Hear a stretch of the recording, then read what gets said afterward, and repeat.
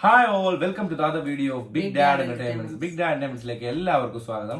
നമ്മൾ ഇന്നിവിടെ നുണക്കുഴി എന്ന സിനിമയുടെ ഒരു ഒപ്പീനിയൻ വീഡിയോ ആയിട്ടാണ് വന്നിരിക്കുന്നത്. അപ്പൊ എന്താണ് സിനിമയെ പറ്റി പറയാനുള്ളത്? സിനിമ ഒരു ഓവറോൾ ഒരു ആവറേജ് മൂവി ആയിട്ടാണ് എനിക്ക് ഫീൽ ചെയ്തിട്ടുള്ളത്. കാരണം നുണക്കുഴി എന്ന സിനിമ ട്രെയിലർ കണ്ടപ്പോൾ ഞാൻ ഒരുപാട് കോമഡി എക്സ്പെക്ട് ചെയ്ത് പോയ ഒരാളാണ്. അപ്പം എൻ്റെ എക്സ്പെക്ടേഷൻ ലെവൽ അത്രയും വന്നിട്ടില്ല.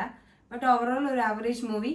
എനിക്ക് കുറച്ചും കൂടെ കോമഡീസ് ഒക്കെ റിലേറ്റ് ചെയ്യാൻ പറ്റിയത് അല്ലെങ്കിൽ കണക്ട് ആയത് എനിക്ക് സെക്കൻഡ് ഹാഫിൽ. എനിക്കല്ല, ഫസ്റ്റ് ഹാഫിൽ എനിക്ക് കുറച്ചുകൂടെ വർക്ക്ഔട്ട് ആയത് കോമഡീസ് ഒക്കെ. പക്ഷെ എനിക്കത് കണക്ട് ആയില്ല, അറിയില്ല, എന്റെ പ്രശ്നമായിരിക്കും. കാസ്റ്റ് പറയുകയാണെങ്കിൽ ലീഡ് റോൾ വന്നേക്കുന്നത് ബേസിൽ ജോസഫ് ആണ്. അത്യാവശ്യം അടിപൊളി നല്ല രീതി പുള്ളിക്കാരൻ ചെയ്തിട്ടുണ്ട്. പിന്നെ ഗ്രേസ് ആന്റണി നല്ല രീതി ചെയ്തിട്ടുണ്ട്. സിദ്ദീഖിന്റെ റോള് അടിപൊളിയായിട്ട് ചെയ്തിട്ടുണ്ട്.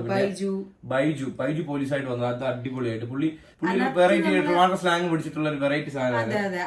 ആ ഒരു സ്ലാങ്ങിലൊക്കെ നമ്മൾ ഓരോ കാര്യങ്ങൾ പറയുമ്പോൾ നമുക്ക് ചിരിക്കാനൊക്കെ തോന്നും. എനിക്ക് നിഖില വിമലയുടെ ക്യാരക്ടർ എനിക്ക് പോരാ.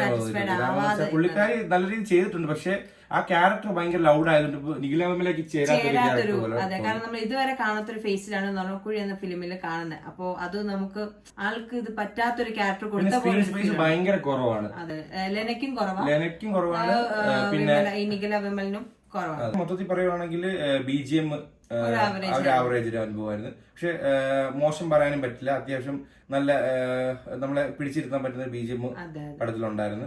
പിന്നെ ബേസിൽ ജോസഫ് ആണ് ഇതിന്റെ ബാക്ക് ബോൺ. പുള്ളിക്കാരനാണ് മൊത്തം ത്രൂ ഔട്ട് പടം കൊണ്ടുവന്നത്. പുള്ളിക്കാരന്റെ കുറെ ബോഡി ലാംഗ്വേജും കാര്യങ്ങളും നമുക്ക് ഭയങ്കരമായിട്ട് എൻജോയ് ചെയ്യാൻ പറ്റും. ഓവറോൾ ഒരു എന്താ വൺ ടൈം വാച്ചബിൾ എക്സ്പീരിയൻസ് ആണ്. അപ്പൊ എല്ലാവരും തിയേറ്ററിൽ തന്നെ പോയി കാണാൻ ശ്രമിക്കുക. അപ്പം നമുക്കൊരു ഫൺ എന്റർടൈൻമെന്റ് മൂഡിൽ ഇരുന്ന് കണ്ടിട്ട് തിരിച്ചിറങ്ങാൻ പറ്റുന്ന ഒരു പടമാണ്. ഒരുപാട് കോമഡി എക്സ്പെക്ട് ചെയ്ത് പോകണ്ട, ഒരു ആവറേജ് മൂവിയാണ് നേരത്തെ പറഞ്ഞ പോലെ. അപ്പൊ അത് എക്സ്പെക്ട് ചെയ്ത് പോവാ. ഓക്കെ, അപ്പൊ ഇത്രയൊക്കെ തന്നെയുള്ള ഈ പടത്തെ പറ്റി പറയാനുള്ളത്. ഒരു സിമ്പിൾ ചെറിയൊരു പടം. ജിത്തു ജോസഫിന്റെ വലിയ ദൃശ്യമോ അല്ലെങ്കിൽ കൂമനോ ഒന്നും പ്രതീക്ഷ ആരും പോകണ്ട. അപ്പൊ ഈ വീഡിയോ ഇഷ്ടപ്പെട്ടെങ്കിൽ ലൈക്ക് ചെയ്യുക, ഷെയർ ചെയ്യുക, കമന്റ് ചെയ്യുക, സബ്സ്ക്രൈബ് ചെയ്യുക. അപ്പം ഇത്രയൊക്കെ തന്നെയുള്ളൂ. അതെ, ഞങ്ങൾ ഇനി അടുത്ത വീഡിയോ ആയിട്ട് വരും. അതുവരേക്കും ബൈ.